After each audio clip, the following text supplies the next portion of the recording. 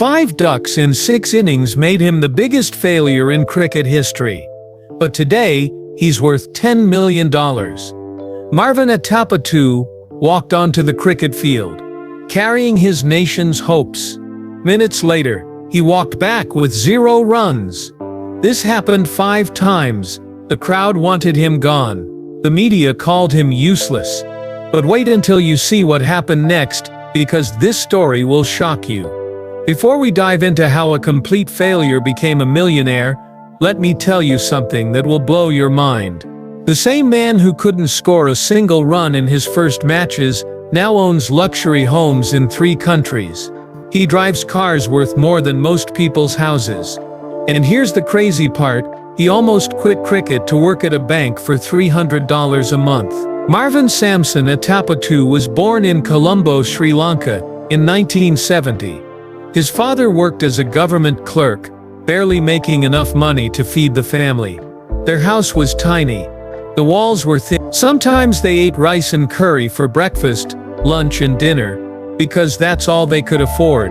Young Marvan played cricket in the street with a bat made from a coconut tree and a tennis ball wrapped in tape. But here's where it gets interesting. Even as a poor kid, Marvan was different. While other children played games, he practiced cricket shots against the wall for hours. His neighbors thought he was crazy. His mother worried he was wasting time. But Marvan had a dream that seemed impossible. He wanted to play cricket for Sri Lanka and make enough money to buy his parents a real house. At age 17, selectors picked him for the Sri Lankan youth team. Finally, his hard work was paying off.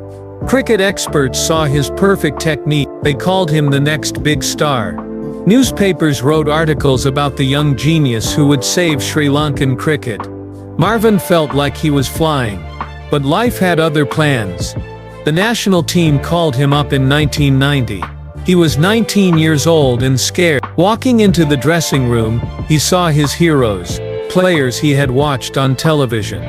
They looked at him like he didn't belong. The captain barely spoke to him. Marvan felt small and out of place. His first match was against India. Marvan walked to the crease with shaking hands. Thousands of people were watching. Television cameras followed his every move. The bowler ran up and delivered the ball. Marvan swung his bat and missed. The ball hit the stumps. He was out for 0 runs, a duck. The crowd went silent. Marvan walked back to the pavilion with his head down. His teammates looked away. Nobody spoke to him. That night, he called his mother crying. She told him to stay strong. But Marvan felt like his world was ending. The second innings came, same story. 0 runs, another duck. The newspapers that had praised him now wrote terrible things. They called him a failure. They said he was too weak for international cricket. Social media didn't exist then, but the criticism was brutal anyway. Match after match, the same thing happened. Duck after duck after duck. 5 ducks in 6 innings. No batsman in cricket history had ever failed this badly. The Sri Lankan Cricket Board was under pressure to drop him. Fans burned his photos outside the stadium. Someone sent a death threat to his house. But here's the part that will surprise you. The worst moment wasn't the ducks or the criticism. It was what happened in the dressing room after his 5th failure. The captain pulled Marvan aside and said 5 words that almost ended his career. Maybe cricket isn't for you. That night, Marvan sat in his small bedroom and made a decision. He would quit cricket. A local bank had offered him a job as a clerk, just like his father. The salary was small, but it was steady money. His family needed the income. Dreams don't pay bills. Marvan wrote his resignation letter. He was ready to give up everything. But then something happened that changed his life forever. His mother found him crying and asked what was wrong. When he told her about quitting, she said something that hit him like lightning. "Son, if you quit now, you'll regret it for the rest of your life. We've been poor before. We can be poor a little longer." Those words woke something up inside Marvan. Instead of quitting, he decided to fight back. But he needed help. He couldn't fix this problem alone. he found a former player who agreed to coach him privately. This coach charged money Marvan didn't have, so he borrowed from relatives and friends. The training was intense, 6 hours every day in the nets. The coach broke down Marvan's technique completely and built it back up. They worked on his mind as much as his bat. Marvan learned to handle pressure, to ignore crowds, to focus only on the ball. For 6 months, Marvan trained like a man possessed. He practiced until his hands bled. He ran until his legs gave out. He visualized success until he could see it clearly. The media forgot about him. People assumed his career was over. But Marvan was preparing for the comeback of a lifetime. The opportunity came against Australia in walking out to bat, Marvan heard the same boos and jeers. But this time was different. His mind was calm. His technique was solid. He had found his confidence. The first ball came, and Marvan played it perfectly. The second ball, another good shot. He was seeing the ball clearly for the first time in his international career. Marvan scored 35 runs in that inning. It doesn't sound like much, but for him it was like winning the lottery. He had finally scored runs at the international level. The monkey was off his back. The media couldn't call him a failure anymore.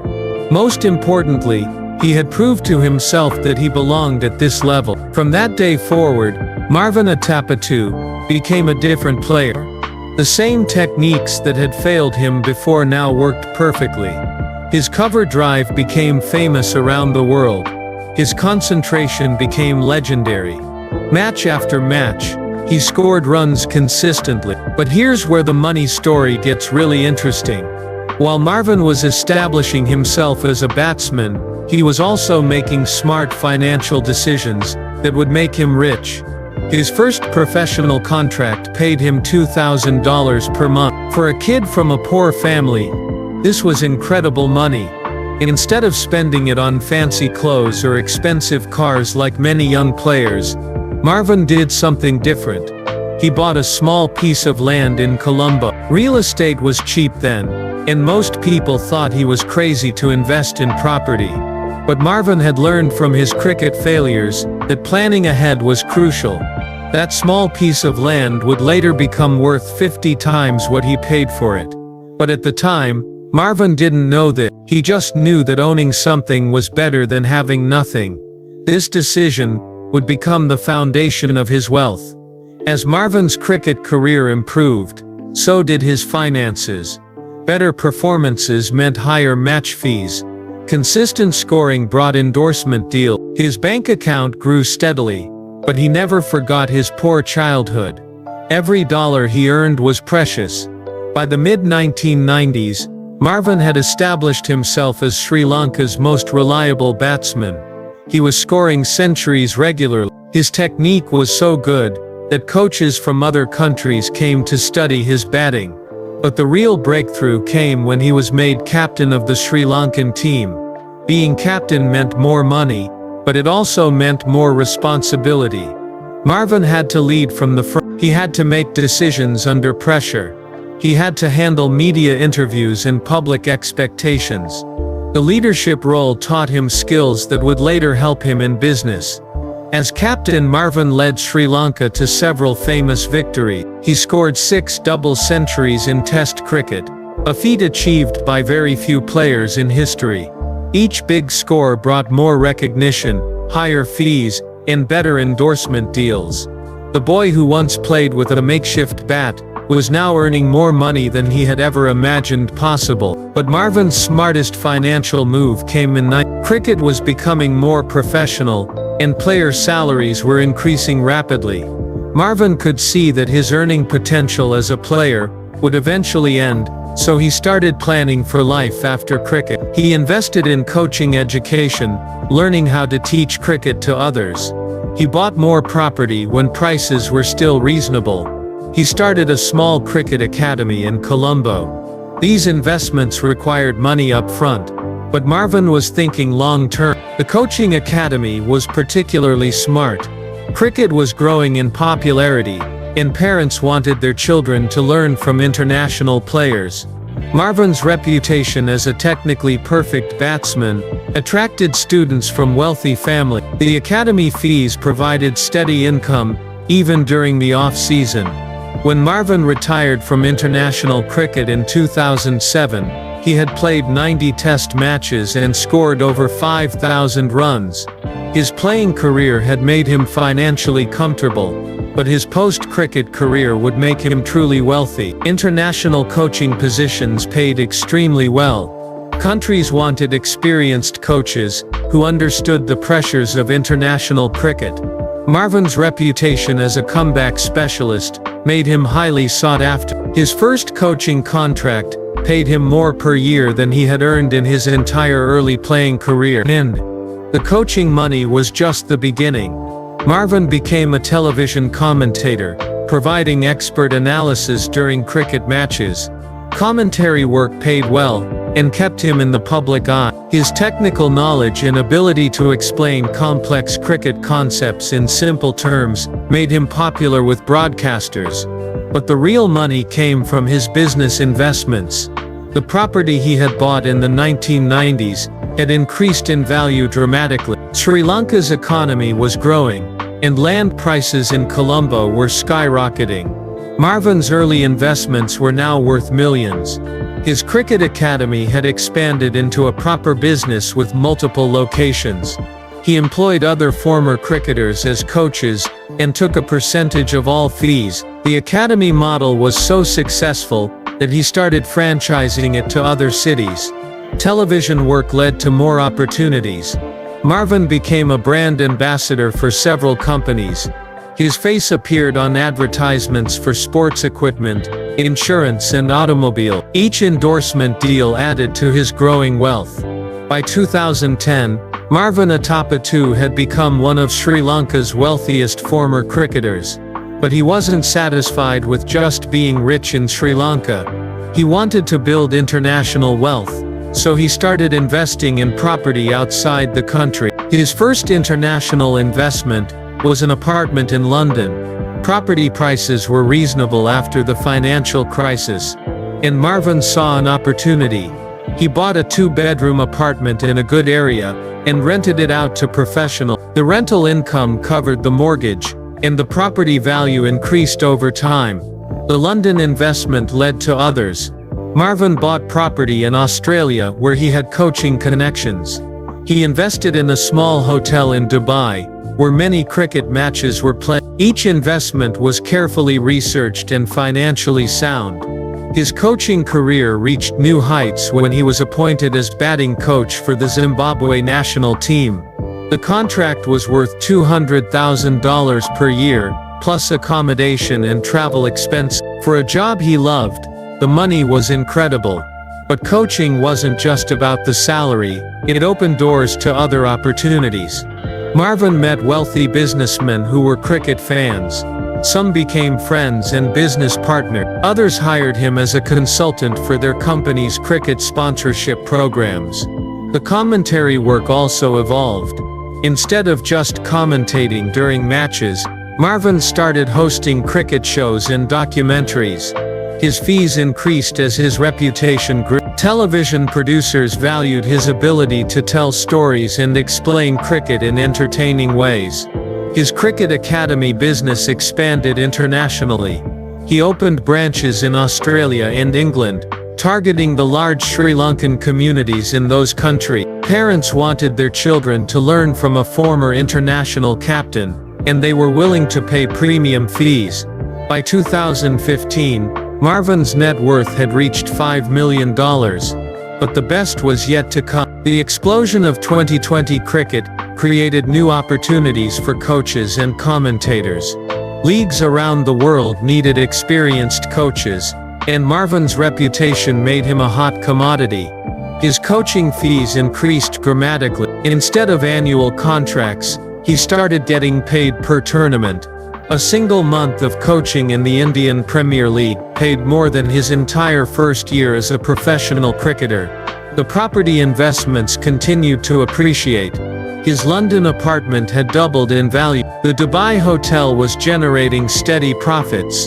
The Australian properties were benefiting from a booming rental market. Marvan's diversified portfolio was performing better than he had ever imagined.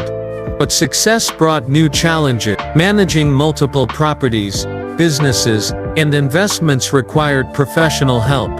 Marvan hired financial advisors and property managers. He learned about tax planning and international investment strategies. The learning never stopped. Just as he had rebuilt his cricket technique after early failures, Marvan continually educated himself about business and finance. He read books, attended seminars, and networked with successful entrepreneurs. His coaching philosophy also evolved. Instead of just teaching cricket techniques, he started helping players with mental preparation and life skills. His own comeback story became a powerful tool for motivating struggling cricketers. The personal brand became more valuable than any single job or investment. Marvan Atapattu was now synonymous with overcoming failure and achieving success. Companies wanted to associate with his story, and he could command premium fees for appearances and endorsements. In 2020, when the COVID pandemic disrupted cricket, many former players struggled financially, but Marvan's diversified income streams protected him. Property rentals continued, his academy moved online, and his commentary work adapted to new formats. The pandemic actually created new opportunities. With more people staying home, cricket content became more popular. Marvan's YouTube channel, where he shared coaching tips and stories, gained thousands of subscribers. Monetization provided another income stream. His latest opportunity came in late 2024, when Sri Lanka needed a new head coach. Marvan emerged as the leading candidate, and the position would pay over $300,000 per year. The same cricket board that had once considered dropping him now wanted him as their top coach. Today, Marvan Atapattu's estimated net worth is between $8 and $10 million. His wealth comes from multiple sources: property investments, coaching contracts, commentary work, business ventures, and endorsement deals. The boy who once couldn't afford proper cricket gear now owns luxury homes in 3 countries. His car collection includes a BMW, a Mercedes, and a Range Rover. His main residence in Colombo is worth over $1 million. He travels business class to coaching assignments and stays in 5-star hotels.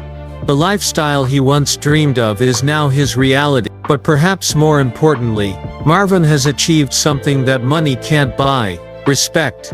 He is regarded as one of cricket's great comeback stories. Young players seek his advice. Cricket boards compete for his services. His story inspires people far beyond the cricket world. The man who was once cricket's biggest failure has become its greatest success story. From 5 ducks to $10 million. From public humiliation to international respect. From nearly quitting to becoming one of the most sought-after coaches in the world. Marvan Atapattu proved that failure is not the end of the story, it's just the beginning of a better chapter. Stay tuned for our next incredible transformation story that will change how you think about success forever.